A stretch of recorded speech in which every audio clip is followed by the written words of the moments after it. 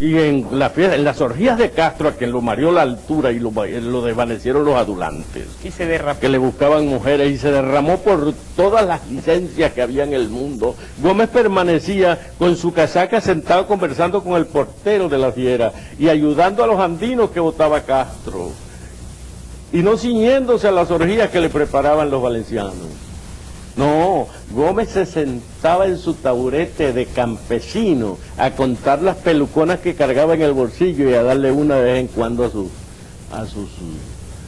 a sus antiguos subalternos. Por eso se hizo el prestigio que se hizo. Y cuando se va Castro, que reacciona, no Gómez, reaccionó la misma oligarquía que creía utilizar a Gómez como mascarón de proa para llegar al poder. Y resulta que la criada le salió respondona, porque a los pocos días de estar en el poder, cogió a todos esos que los llevaron al poder, los embarcó y los mandó para afuera.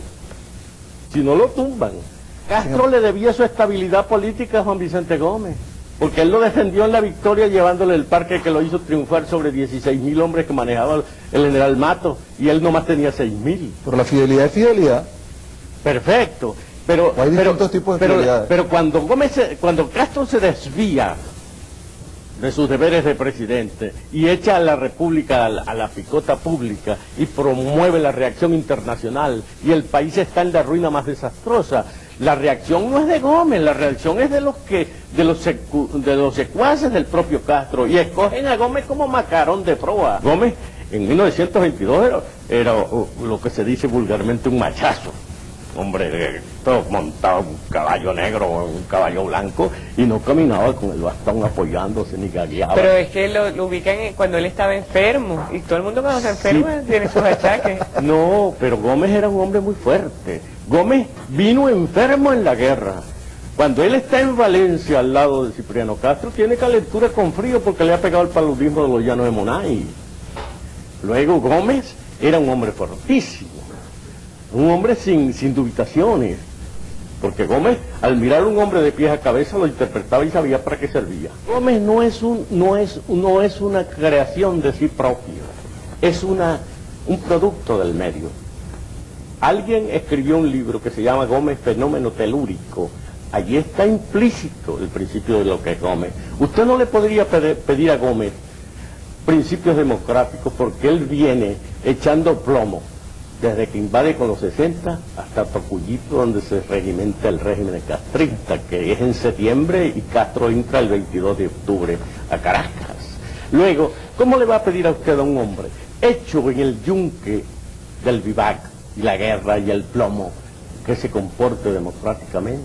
No, si su medio para llegar al poder ha sido la fuerza, por la fuerza se sigue sosteniendo en el poder. Aquel era un hombre rígido, un hombre para la época.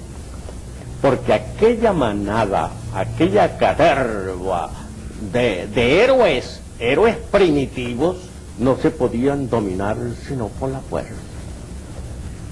Aquel hombre que defendió al régimen de Cipriano Castro, que fue el pie de amigo de Cipriano Castro, desde la Puerta hasta el Tinaco, y del Tinaco a Coro, y de Coro a Barquisimeto, y de Barquisimeto desembarcar para pelear con Rolando en el Guapo, y luego en Ciudad Bolívar, y en Carúpano le dieron un tiro por una pierna.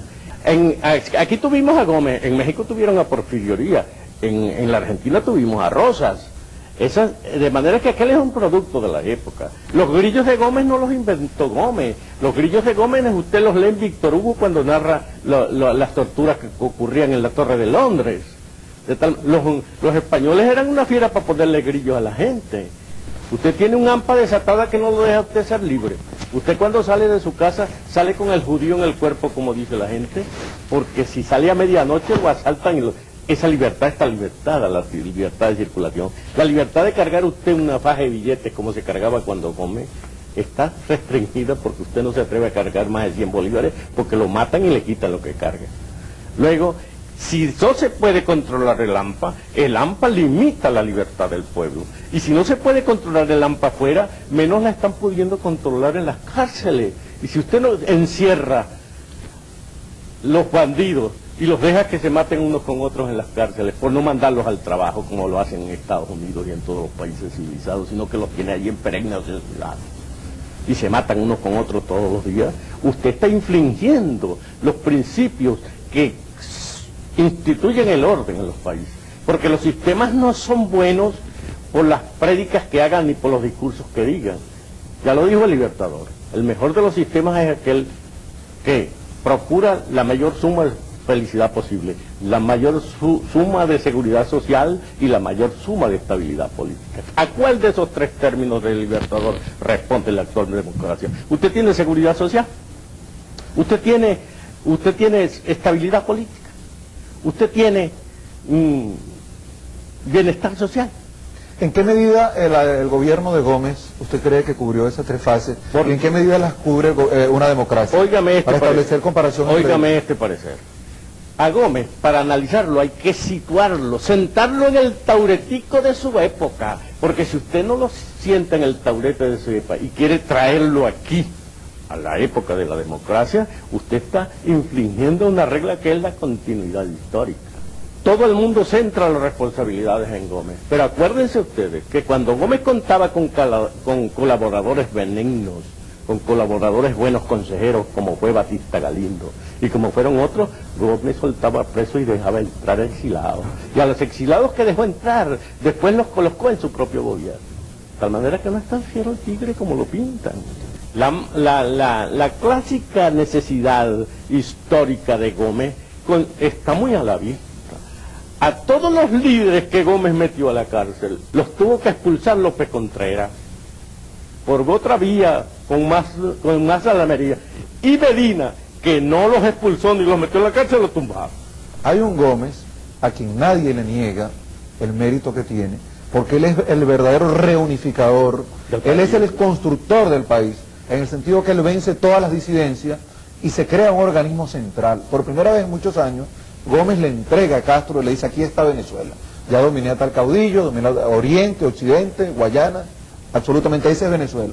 Históricamente, ya con esa situación, Gómez se ganó pues. ¿Eso está de acuerdo? Pero tenía en cambio a los Pedro Manuel Arcaya, a los César Sumeta, a los Díaz Rodríguez, a toda esa élite, porque Gómez tenía un gran sentido ecléctico. Él entre toda la sociedad intelectual del país escogía lo mejor.